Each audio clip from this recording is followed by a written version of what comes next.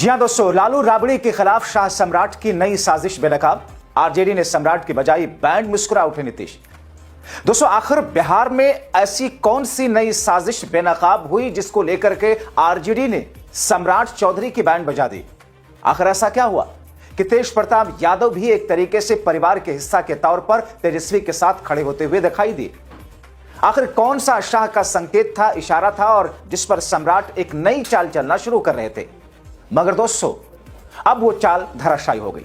दरअसल दोस्तों, कहा जा रहा है कि ज्ञानेश की मदद से मोदी शाह ने बिहार को अपनी झोली में ऐसा वैसा नहीं समेटा, बल्कि ऐसी रणनीति के तहत समेटा जिसमें विपक्ष के खिलाफ एक तीर से कई निशाना साध सके, जिसमें लालू परिवार को टूटा बिखरा हुआ करके इतना कमजोर करना भी बीजेपी के एजेंडे में रहा, ताकि असाधारण स्थिति में, यानी कि अगर नीतीश दाएं बाएं होने का ख्याल भी करें तो उससे पहले ही वो ऐसा सोचना बंद कर दें, क्योंकि उनके सामने लालू परिवार राजनीतिक पारिवारिक तौर पर पूरी तरह बिखरा हुआ और शून्य वाली स्थिति में रहे।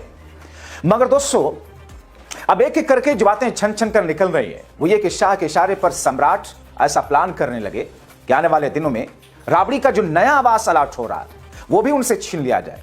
अब आप सोच रहे होंगे ऐसा कैसे संभव हो सकता है? तो आपको बताएं कि दरअसल शाह सम्राट की प्लानिंग में यह संभव होता हुआ दिख रहा है। दोस्तों, यही कारण है कि बिहार की जनता इसे जानने के बाद एक अजीब और गरीब असंतोष की स्थिति में है।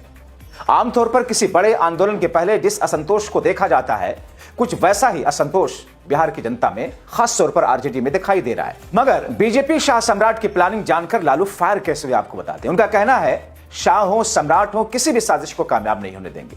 हालांकि दोस्तों, अभी तो राबड़ी ने अपना पुराना आवास खाली भी नहीं किया।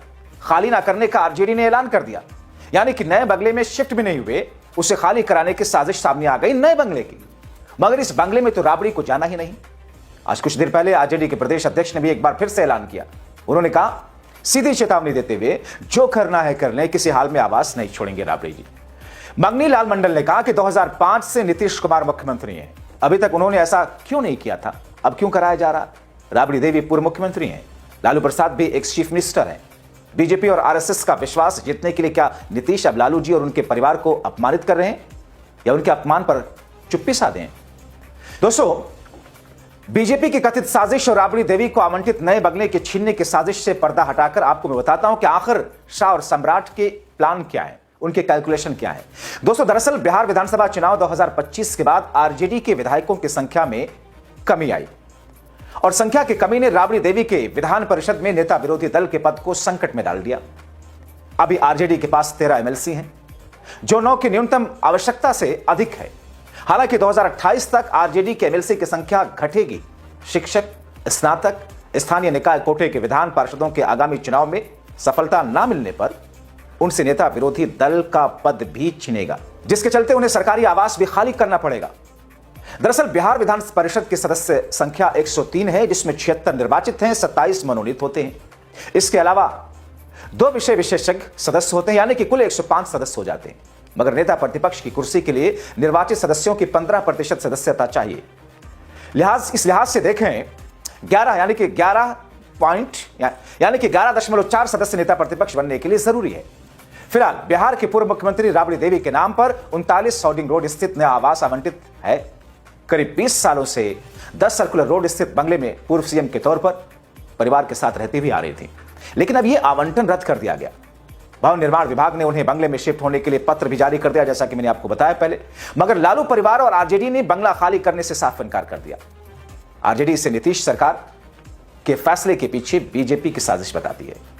दोस्तों, अब देखना फिलहाल यह है कि अभी राबड़ी जिस बंगले में है वो खाली करती है या नहीं, क्योंकि उनको दूसरी जगह ने आवास अलॉट किया गया। उसने बंगले के बारे में दोस्तों बिहार विधान परिषद में नेता विरोधी दल के तौर पर 39 हाउसिंग रोड पर जो दिया गया, सभी आधुनिक सुविधाओं से लेस बिहार के मंत्रियों को मिलने वाले आवासों में दूसरे सबसे बड़ा माना जाता है।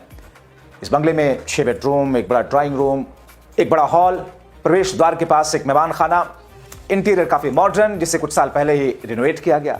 सुरक्षा के लिहाज से परिसर सीसीटीवी कैमरे से लेस, बड़े गार्डन और लॉन उपलब्ध हैं। स्टाफ सुरक्षा गार्ड के लिए अलग से कमरे, 24 घंटे सुरक्षा कर्मियों की तैनाती के लिए मुख्य द्वार पर गार्ड रूम।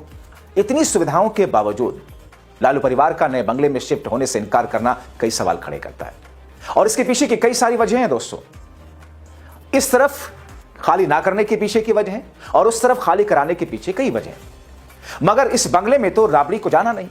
आरजेडी ने खुलकर सीना ठोककर चेतावनी देते हुए ऐलान किया कि खाली किसी हाल में नहीं करेंगे, आगे की साजिश को पूरा करने के बारे में सोचना भी मत।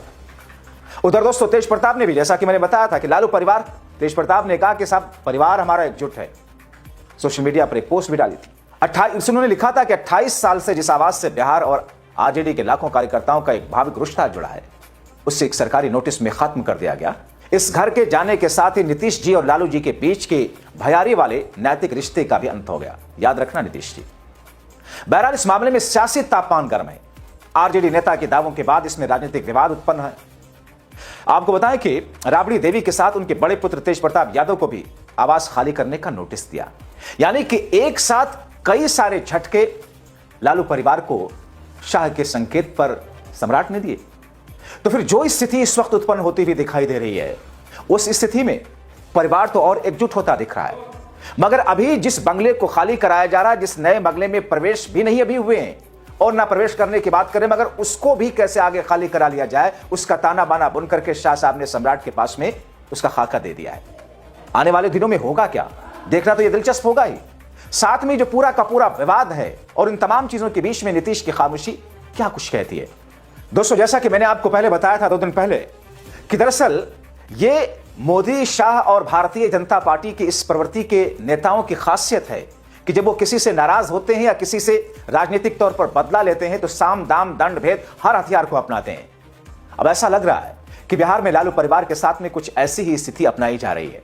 जाहिर तौर पर बिहार में अब तक की राजनीति लालू के इर्द गिर्द ही घूमती हुई आई है। या तो लालू का डर दिखा करके विरोधी वहां पर जीते हैं या फिर लालू प्रसाद यादव जीते हैं।